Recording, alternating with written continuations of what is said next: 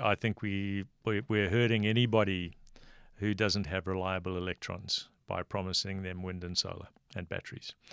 In the short term, if I had nothing else, that's what I would do. So this is not a war against solar and turbines and batteries. This is about an intergenerational choice for the long-term best future for Australia. We've chosen to have nuclear submarine defense. We've chosen not to have nuclear missiles. We have the good fortune to sit behind a nuclear missile defense shield of which we are members. So in a sense, we've asked other people to choose nuclear missiles to defend us. Yeah. Those are complex choices that we live with that safety and that security every day.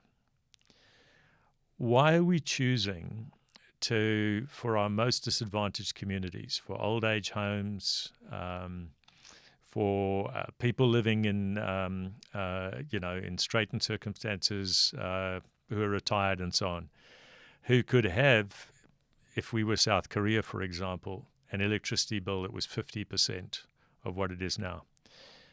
I think that kind of civilized direct action, and not hurting anybody, but creating appropriate disruption on street corners and making people think in the way that we already do, is not beyond it. I also think that it's really important that the head of any engineering firm, if they ever hear this, or somebody who's the chief scientific or technical officer of any organization who hears this, says, maybe I'm wrong about these dilute forms of power. Maybe our industry association should get together and do a proper study. Maybe our company should, if we're a really big one. BHP Billiton is in the nuclear fuel supply chain. It supplies yellow cake to the world.